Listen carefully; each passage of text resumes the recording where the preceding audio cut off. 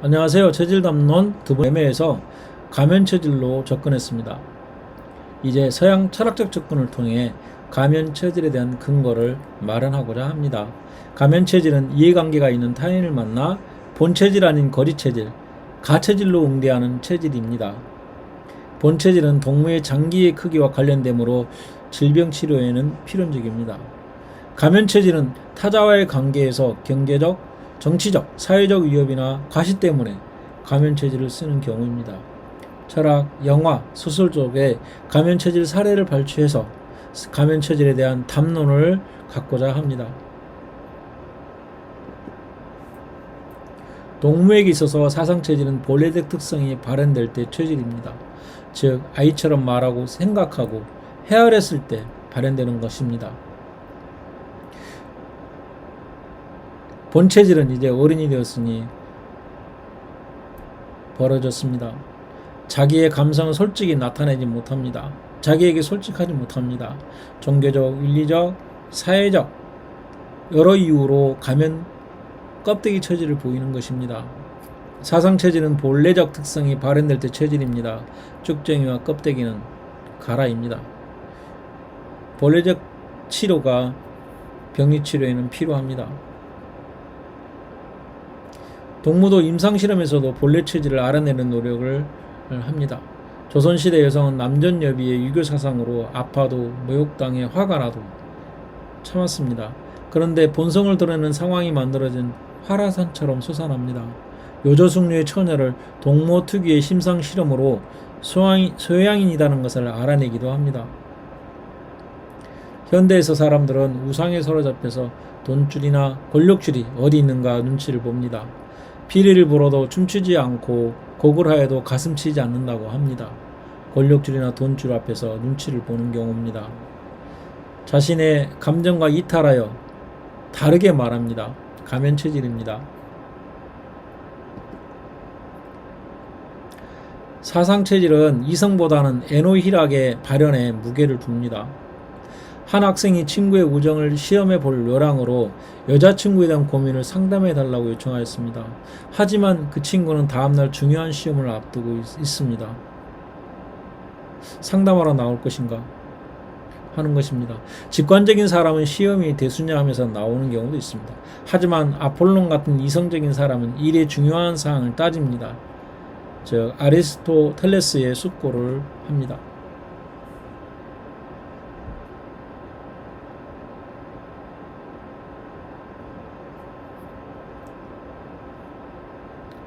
네비스트로스의 인간사의 보편적 특성과 사상 체질을 연관해 보도록 하겠습니다. 사상 체질도 이양적 사고와 다를 바 없는 도식적인 사유입니다. 가위바위보처럼 게임의 룰을 모델로 적용합니다. 대안으로 사체질 간의 차이를 타자와의 관계에서 차이를 그 사람의 사상 체질로 정하기로 합시다. 비록 껍데기 체질이라도 이것을 사상, 관계 체질이라고 이름 짓고자 합니다.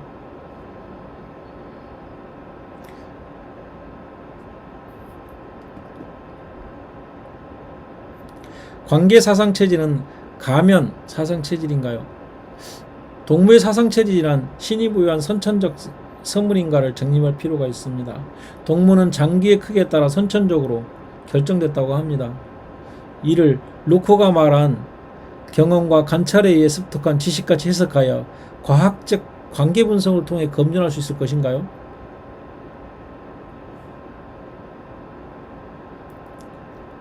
가짜 가면 영양의 얼굴을 쓰면 영양처럼 행동하고, 선생님의 가면을 쓰면 선생님, 아버지의 가면을 쓰면 아버지처럼, 가면을 쓰면 가면 모습대로 행동합니다.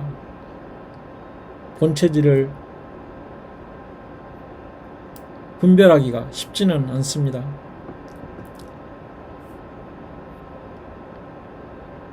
사상체질이 장기의 키에 따라 결정되지만 타자와의 관계를 위해 체질 위장을 시도하는 겁니다. 껍데기는 관계에서 만들어진 가면입니다. 가면 사상 체질은 미리 결정되는 것이 아니라 각 체질 간의 관계에서 틀을 만들어냅니다. 관계 사상 체질입니다.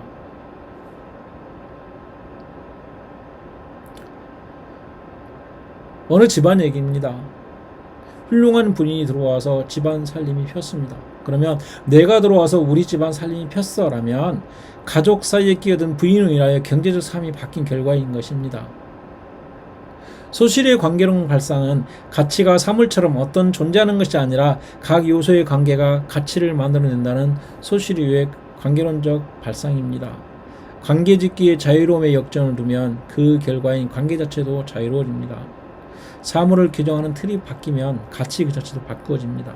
단어는 문장 속에서 그 의미가 결정된다는 게 소실의 말입니다.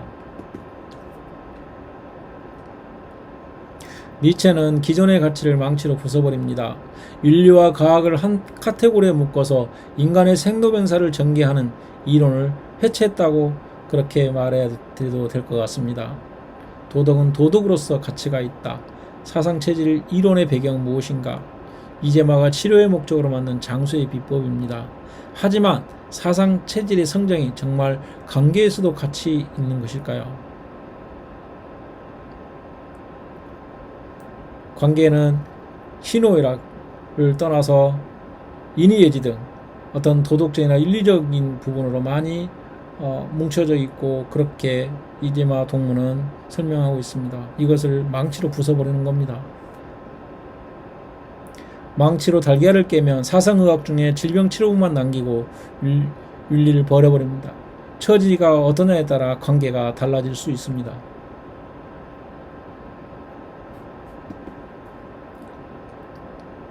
관계사상 체질에서 나의 성정은 내 장기에서 결정되는 것이 아니라 타인의 욕망에 의해서 결정됩니다. 사상체질은 본인의 장기에 의해서가 아니라 타인의 장기에 따라 관련되어 있다고 봅니다. 온전한 사랑은 불안하지 않습니다. 누구나 불안케 하는 자는 사랑하지 않기 때문입니다. 가정을 사랑한다면 불안해하지 마라. 그로 인해 행복하다고 말하려면 사랑이 온전하지 못하는 이유가 무엇인가? 사랑에 타자의 욕망이 개입되어 있기 때문입니다. 한마디로 사랑받기 원할 때 생기는 불안입니다. 자크라캉이 욕망의 주체가 불안한 이유는 타자가 자신에게 갖고 있는 타자의 욕망 때문입니다. 나의 욕망은 내가 하는 것이 아니라 타인이 나에게 강제하는 욕망입니다. 타인에 의해 사랑받기 원할 때 타인의 욕망이 어떠냐에 따라 나에게 강제된 성정이 됩니다.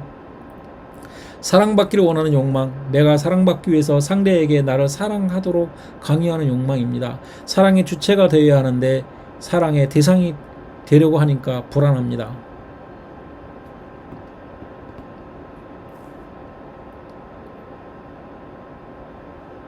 베이컨은 우상을 버리기 위해 귀납적 방법을 사용해야 합니다. 라고 합니다. 동문은 사상체질의 실험 관찰을 위해 의학문을 탐구하고 임상적 방법을 도용했습니다. 가면 사상체질의 틀이 우상의 틀 안에 있습니다. 우리가 살아가는 현실입니다. 삶 자체에서 가면 사상체질을 이해하는 것이 중요합니다.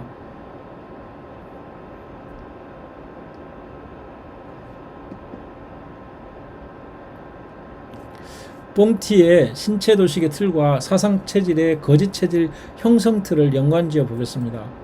몸의 현상학입니다. 지가우위의 철학입니다. 우리는 일상생활에서 본다, 듣는다, 만진다, 사랑한다, 생각한다 등은 몸이 없으면 불가능합니다.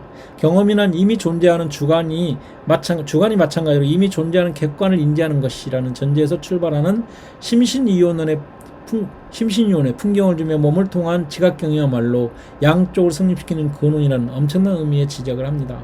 같은 풍경도 내가 어디에 있느냐에 따라 달라집니다. 몸의 자동 시스템, 몸틀이입니다. 갓난아이는 뭐든지 입으로 가져갑니다. 어렸을 때는 그렇습니다. 어른도 솥에 데우고 난 뒤에야 솥이 뜨거운지를 알아 솥을 조심합니다. 시간이 흐르면서 누적되는 느끼는 방식, 태도, 행동, 품행, 미식 등으로 그물망을 이룹니다. 몸에 배도록 합니다. 체득에서 몸에 내장된 자동 제어 시스템을 뽕띠는 신체도시 틀이라고 부르고 있습니다. 이런 틀 속에서 사상체질도 거짓체질이 형성되고 있는 것은 아닐까요?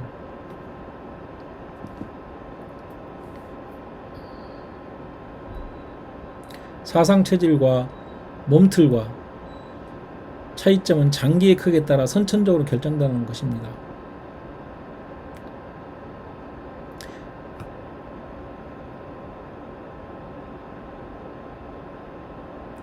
사상의학은 네 가지 틀로 규정을 했으나 뽕티는 몸틀을 구조화하지는 않았습니다.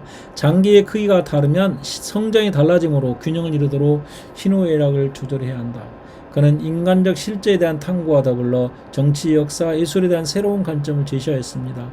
특히 인간적 관계의 대상과 나의 관계는 지각하였기 때문에 존재하는 것이며 그의 양자는 불가분의 관계라고 주장합니다.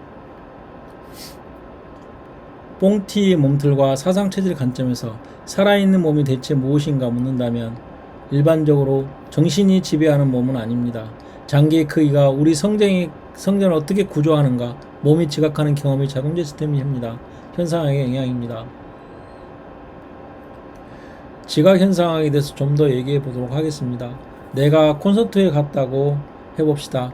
음악이 들리기 전까지 그 홀이 크게 느껴지다가 음악이 들리는 순간 홀이 작아지는 느낌이 들 때가 있습니다. 이것은 내 감각신체가 내게 상기시키는 지각이자 나의 신체가 수행하는 공감각적인 조합입니다. 이것이 몸에 아는 암입니다. 어른이 되어 찾아간 초등학교 운동장이 작아 보일 때가 있습니다. 누군가를 부르는 몸짓은 사람마다 다양합니다. 다양할 뿐만 아니라 이 몸짓에 이미 그 몸짓이 지향하는 대상이 지시하고 있는 것이죠. 뽕띠는 나의 신체가 살아있어서 움직이고 있기 때문에 세계도 다양한 모습을 갖고 나의 신체에 화답하는 형식이 있다고 말합니다. 다람쥐와 두더지의 사랑 얘기를 아시죠? 모든 의식은 무엇에 대한 의식입니다. 대상을 갖지 않는 의식은 없고 어떤 대상도 의식 속에서 만들어집니다. 다람쥐 의식의 지향성은 빛이 없는 공간에 집이라는 의미를 부여하지 않습니다. 다람쥐는 다람쥐대로, 두더지는 두더지대로 자기 대상을 찾습니다. 의식과 대상을 분리하고 정신과 육체를 분리하는 데카르트의 이론을 넘어설 수 있습니다. 사상체질은 육체에 따라 성정을 달리한다고 합니다. 장기의 특성에 따라 성정을 달리한다고 합니다. 장기에 따라 심정이 다르므로 성정이 다르므로 체질이 발현되는 것입니다.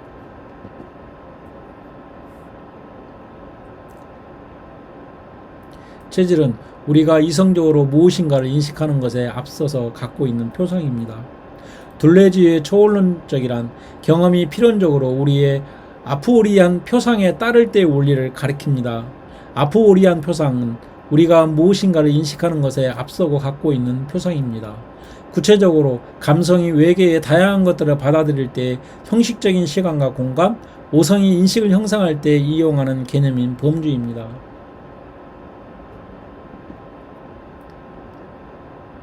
체질의 배치와 들레지의 배치에 대해서 좀 더 살펴보겠습니다. 들레지 해석기계로 사상체질 배치를 대입해 볼까요? 영화 친절한 금자씨에서 금자씨 기계대기, 복수 기계대기, 화해 기계대기, 회원 기계대기로 배치될 수 있습니다. 사상체질이 체질마다 어떤 기계에 연결되어서 그런 성정의 역할을 하고 있다고 생각하면 기계끼리의 조합의 모형은 어떨까요? 소양이는 돈 버는 기계? 그런 기계로 작동하는 것이 인공지능 로봇이겠죠? 태음인 기계는 인간관계에서 겸손, 화해 기계? 이렇게 말할 수 있을까요? 들레지의 계열화를 통해서 좀 더 살펴보겠습니다. 계열화를 통해 새로운 의미를 발견한다는 것은 사건의 철학이라고 합니다.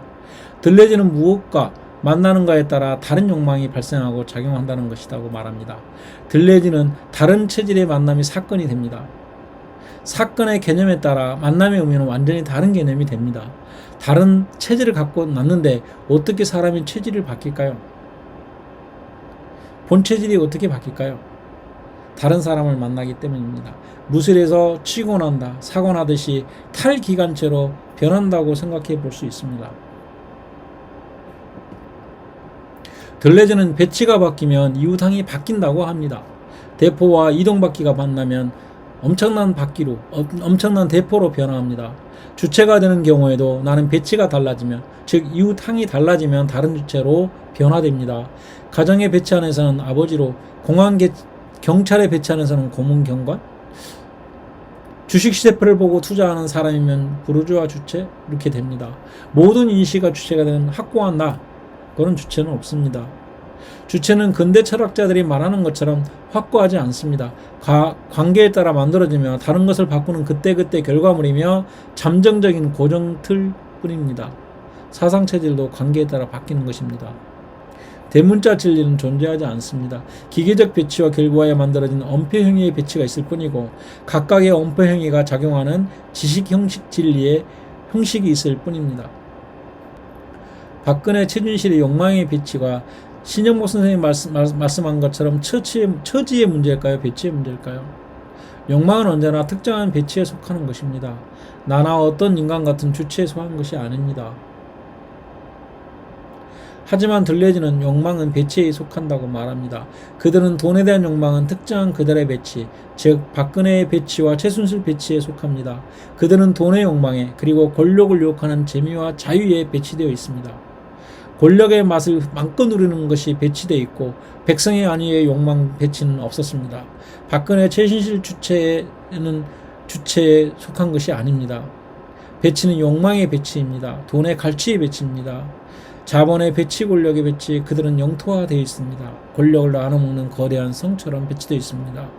화폐의 눈이 먼 사람들입니다. 접속의 시대에 사상체질을 응용해 봅시다. 칸딘스키가 19세기가 이것이냐 저것이냐 하는 시대였다면, 이재배 시대였다면 20세기는 와, 즉 접속의 시대가 될 것이라고 말을 합니다. 체질이 다른 것끼리 통접하여 제3의 기가 나타나는 경우입니다. 물론 본체질보다는 가면체질에 가까웠습니다. 다음으로 사상체질의 측정자의 문제, 즉 체질 중첩의 문제, 양자역학의 체질 중첩의 문제를 말씀드리겠습니다. 사상체질에서 측정자가 있을 때 없을 때 발현되는 체질이 다릅니다. 가족 중인 A형인 아버지가 어머니와 딸의 관계에서 딸 C를 측정할 때 딸은 엄마와의 관계에서 태음인으로 측정될 수 있습니다. 양자역학을 사상체질에 응용해보면 제3자인 A가 측정하면 아버지와 딸은 소음인 소양인이며 당사자인 아버지 B가 측정하면 딸은 C인 태음입니다. 일률적 잣대는, 즉 실제적인 체질은 없습니다. 실증만 이루어지게 된다기보다는 확률로 말하면 되는 그런 상황이 되는 겁니다. 체질이 중첩되어 있습니다. 소음이면서 소양인입니다. 언어는 무의식처럼 주체에 선험적으로 작용해서 개인들은 언어에 따라 판단하고 행동합니다. 우리는 아무렇게나 언어를 사용하면 안 됩니다. 언어도 규칙이 있습니다. 나라마다 목적어 순서가 따릅니다. 아침에 밥을 먹었다가, 예를 들어서 아침에 먹었다 밥을 얘기하면 말이 되지 않습니다. 옳다, 그러다, 나쁘다, 좋다라고 하는 판단 역시 언어 구조 속에 있는 것이며 개인은 그것을 가져다 쓸 수 있을 뿐입니다. 성정은 몸의 장기 차이에서 나오는 것이 아니라 언어를 구사하는 가족과 사회의 난거에서 엿볼 수 있습니다. 언어는 무의식처럼 주체에 선험적으로 작용해서 개인들은 언어에 따라 판단하고 행동합니다. 선험적 구조가 칸트에게서는 주체 내에 잠재되어 있는 것이라면 소시리에게는 언어, 즉 주체 외부에 있는 것입니다. 그렇게 주체를 분석하기에 앞서 언어를 분석하면 되고 마르크스식 방법은 사회 구조를 분석하면 되는 것입니다. 양자역학을 사상체질에 응용하는 예를 들어보겠습니다. 사상체질에서 측정자가 있을 때 없을 때 발현되는 체질이 다릅니다. 가족 중인 A인 아버지가 어머니와 딸의 관계에서 딸 C를 측정할 때 딸은 엄마와 관계에서 태음인으로 측정될 수도 있습니다. 제3자인 A가 측정하면 아버지와 딸은 소양인이며 당사자인 아버지 B가 측정하면 딸 C는 태음인입니다. 일률적 잣대, 즉 실제적인 체질은 없습니다.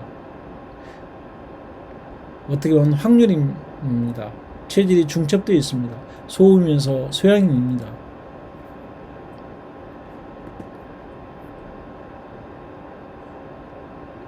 비트겐슈타인 체질의 현실 사용론을 살펴보면 단어가 어디에 배치되어 있느냐에 따라 다르게 쓰이는 것처럼 체질도 어디에 배치되어 있느냐에 따라 껍데기 체질이 맞추어 바뀝니다. 가면 체질입니다.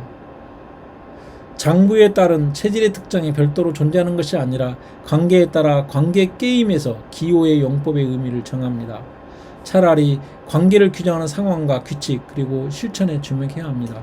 단어가 문장 속에서 다르게 쓰이는 것과 같이 체질도 소양인의 뜻이 여러 개의 뜻으로 바뀔 수 있습니다. 기표는 소양인, 기인은 소음인 이렇게 뜻을 가질 수 있다는 것이죠. 물론 처방은 본체질은 소음인으로 해야 합니다.